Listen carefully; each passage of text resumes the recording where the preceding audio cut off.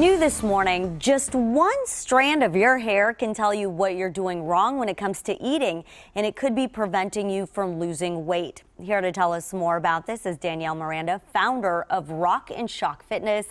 This is really exciting because I took this hair test, and we're going to have my results coming up here in just a minute. But first, tell us about Rock and Shock. What makes it so different than other fitness centers? We take an internal approach with your health side, and then we also personalize your self with the fitness side, and we come up with your own plan in our facility. And it's for women only, and you focus it based on an individual basis, is that right? That is correct. Okay. Yes. All right, so let's talk about this intolerance test. Mm-hmm. So I stopped by your office a couple weeks ago, Yes. and you took a strand of my baby hair, and you sent it off to some lab, and it came back with some results. Tell me what you test for this intolerance test. We test for 600 different items. Whether you've eaten them or been exposed to them, it does not matter. So we have 300 foods that we test for and 300 non-foods that we test for. And it's based on your hair because there's DNA in your hair. So we take a hair sample of yours, we send it to the lab, they test on those 600 items, and whatever comes up 85% or higher is what you have a high intolerance to. And what does that mean? Because there's being allergic to something, and then there's being intolerant. What's the difference? Okay, allergies and intolerances are two different things. Intolerances, some of the main signs where you could build up an intolerance is eating a food repetitively. That's why it's important to space out your diet. Having digestive issues is another sign of developing intolerances. Lack of fatigue, stress, those things can help create intolerances to the body. Okay, so I'm not going to break out in hives from eating it, but it could cause bloating. Or Not necessarily. I could not feel as energetic after eating a certain food. That is correct. It could also be internal inflammation. The labs recommend that you take about 2 to 4 weeks off of that item. I recommend going a little longer because sometimes it takes a little longer to get certain things out of the body.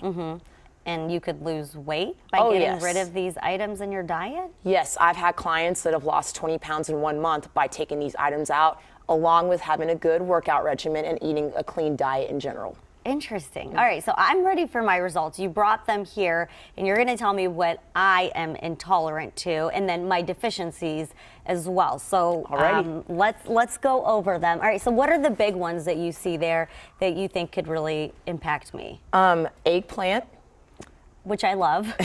green cabbage, Yeah. green beans, butter lettuce, meat, pork in particular, beef, and chicken. So that means I shouldn't be eating any of those things. That is correct. As of right now, you have an intolerance to pork, beef, and chicken. I'm a meat lover, you know that, right? You might have to find some other meats to eat for now. All right, so those are the foods that I have to cut out of my diet, which that seems extreme, but you say it's going to make me feel better. Yes, it does. If you pair that with working out, eating clean, taking time to get some sleep, things like that all have to come together in order for you to see a difference. And I've never eaten one of those items and felt horrible or felt uncomfortable or a stomach ache or anything like that, but you say I may not even feel the symptoms? A lot of times you may not even feel the symptoms. It could be inflammation. But there's also things that we tend to ignore, like joint pain, gas, bloating, headaches, fatigue, stress levels, depression. These things can be related to intolerances. And a lot of people don't know that. So what we also test for is nutritional deficiencies. We test for 85 different nutritional deficiencies.